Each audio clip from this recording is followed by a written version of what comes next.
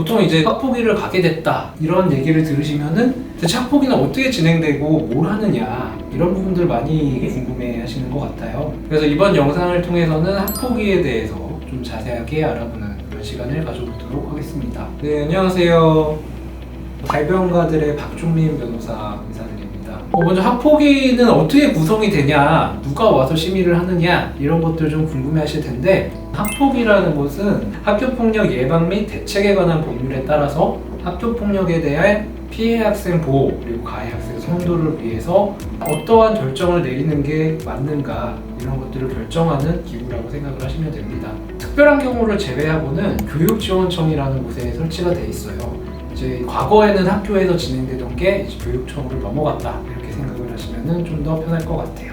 학폭위 위원은 10명 이상 그리고 50명 이내의 위원으로 구성이 되는데, 그 위원들 중에서는 그 학생 생활 지도를 담당한 경험이 있는 교원, 그리고 학교의 관리자나 장학사 같은 경력이 있는 분, 그리고 또 이제 저 같은 변호사, 그리고 학교폭력 전담하는 경찰관 이런 분들이 위원으로 있고요. 조금 특이한 사항은 일반 학부모님들도 3분의 1 이상 위원에 포함되게 되어 있습니다. 다 이제 교육청의 외부 사람들로 구성이 되어 있다고 생각을 하시면 편할 것 같아요. 그럼 내 학폭위에도 위원 50명 이렇게 들어오는 거냐 이렇게 생각하실 수 있는데, 그건 아니고 보통은 7명 정도 내외로 이루어진 소위원회가 구성되고 개별 사건을 담당하게 됩니다. 내가 관련된 학교 사람들은 어떻게 되느냐, 그런 분들은 대부분 먼저 스크리닝을 거쳐서 배제하고 진행하면 된다라고 생각을 하시면 됩니다. 그러니까 공정한 심의를 위해서 필요한 과정이라고 하겠죠. 학폭위를 가기 전에 어떤 것을 준비해야 되냐 이런 것들 많이 궁금해 하시는데요. 학폭위 날짜가 정해지면 등기 우편이 먼저 날아옵니다. 그걸 통해서 참석 안내문이라는 문서를 받으시게 될 거예요. 이게 이제 굉장히 중요한 문서인데, 우리가 심의할 사안의 사건 번호, 그리고 심의할 날짜, 그리고 참석할 시간, 장소, 그리고 가장 중요한 사건의 개요 이런 것들이 작성이 되어 있습니다. 다 중요한 내용이니까 꼼꼼히 살펴보시고 가시기를 추천을 드려요. 나 이날 참석하기 어려운데 시간 바꿔달라고 할 수는 없느냐 이렇게들 많이 물어보시는데, 통상적으로 시간이랑 날짜는 변경하기가 어렵습니다. 말씀드렸듯이 학폭위 위원들도 외부의 위원들이시라고 했잖아요. 그분들이 가능한 참석 날짜, 참석 시간 이런 것들을 고려해서 맞춘 거라 바꾸기가 어렵습니다.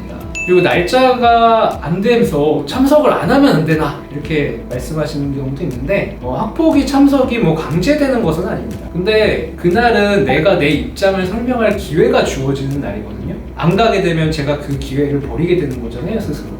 그렇기 때문에 되도록 시간을 내서 참석하는 것이 무조건 좋다 이렇게 말씀을 드려야 될 것 같아요. 그리고 사실 가장 중요한 부분은 사건 개요 부분이라고 할 수가 있겠죠. 보통 피해 학생이 신고한 내용을 토대로 이 개요가 작성되어 있다고 보시면 돼요.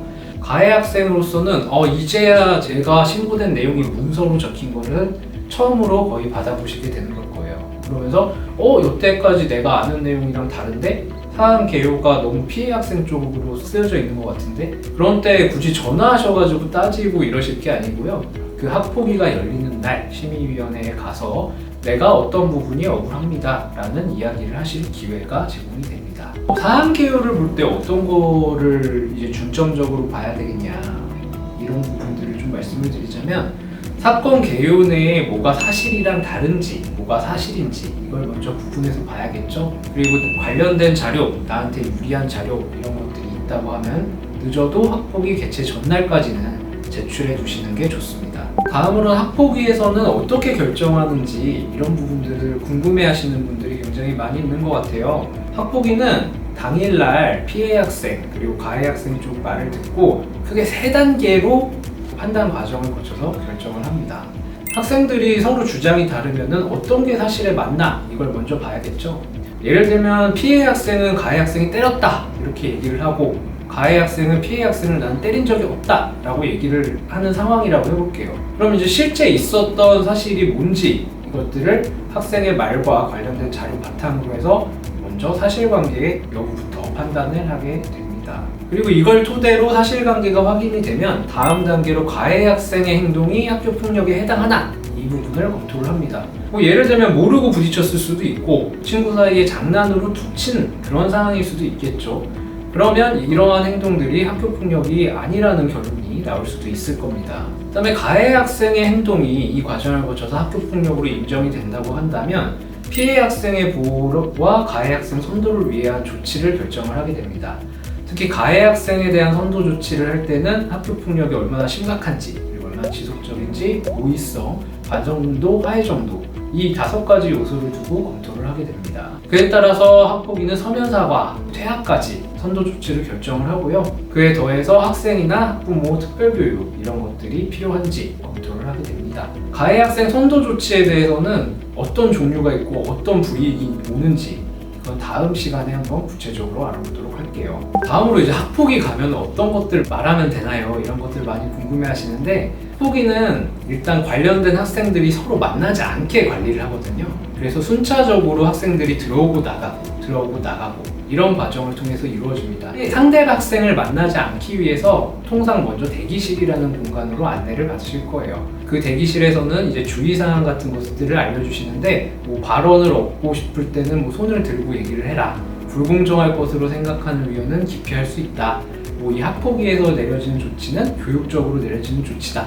뭐 이런 내용들을 말씀을 해주십니다. 그리고 대기 시간은 만약에 내 앞에 들어가 있는 학생이 있다면 그 학생이 끝날 때까지 시간이 걸리기 때문에 대기 시간이 생각보다 굉장히 길어질 수도 있어요. 이제 대기 장소에서 벗어나서 심의 장소에 들어가게 되면은 내가 들어간 공간 정면에 위원장님이 앉아 있고요.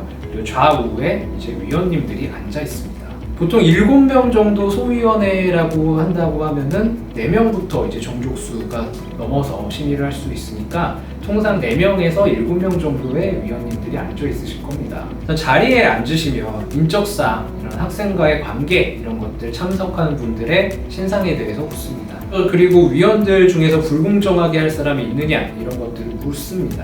대부분이 특별한 관계가 없는 분들로 구성이 이미 돼 있으실 거예요. 그래서 그때는 없습니다 라고 말씀을 하시면 됩니다. 심의가 진행되게 되면 학폭위 개최 전에 내가 등기로 받았던 그 사안 개요 이걸 토대로 해서 사실과 다른 내용이 있느냐 통상 이렇게 많이 물어보세요. 간추려서 답변을 해도 괜찮습니다. 왜냐하면 이후에 위원님들이 세부적으로 질문과 답변이 이어지기 때문이에요. 그럼 이제 위원님들이 뭘 물어볼까요? 이렇게 많이 물어보시는데 사실 앞에 제가 어느 정도 답변을 드렸어요. 학폭위에서 하는 일을 생각해 보면 되거든요. 사실관계를 확정하고 학교폭력인지를 판단하고 학교폭력이면 어떤 조치를 내리게 될지 특히 가해 학생 학교폭력의 심각성, 지속성, 고의성, 반성도, 화해 정도 이런 것들을 검토한다고 했잖아요. 이걸 해야 되는 게 이제 위원님들이니까 그에 관련된 질문들을 하시게 됩니다. 좀 변호사님 그래서 단골 질문들 좀 추려주세요 이렇게 말씀을 많이 해주셔서 조금 추려보면 일단 상대 학생이랑 관계가 어떻게 되냐, 어떻게 알게 됐냐, 얼마나 친하게 지냈냐 이런 것들을 물어보시기도 하고요.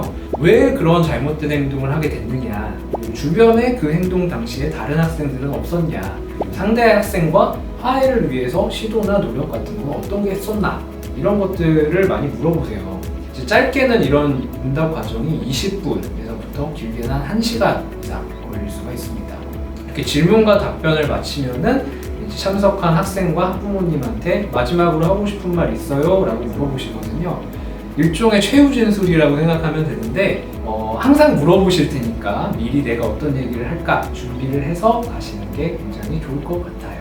이거 학폭위 결과는 언제 통보되나요? 또 이렇게 많이 물어보시는데 일단 여러분들이 나가고 난 뒤에도 위원님들은 앉아서 뭐 다른 학생과의 질문을 이어서 해야 될 수도 있고요. 그리고 학생들이 모두 다 돌아간 뒤에도 관련된 자료, 제출된 내용들, 어떤 말을 했었지? 이런 부분들을 검토하시면서 결정의 과정을 한번 또 거칩니다. 결과는 당일 결정을 해요. 근데 여러분들이 했던 말, 그리고 다른 학생들이 했던 말 이런 것들이 모두 문서로 기록돼야 되거든요. 그리고 왜 그런 결정을 내렸냐를 또 통보서로 안내를 해야 되잖아요. 그렇기 때문에 학폭위가 끝난 이후에 한 10일에서 14일 통상 2주 안에 결과 통지서를 등기로 받아보실 수 있을 거예요. 오늘 이렇게 학폭위에 대해서 알아봤는데요. 여러분도 오늘 영상 많이 도움이 되셨다면 구독과 좋아요를 해주셔야 저도 힘이 나서 더 좋은 영상 찾아뵐 수 있을 것 같습니다. 감사합니다.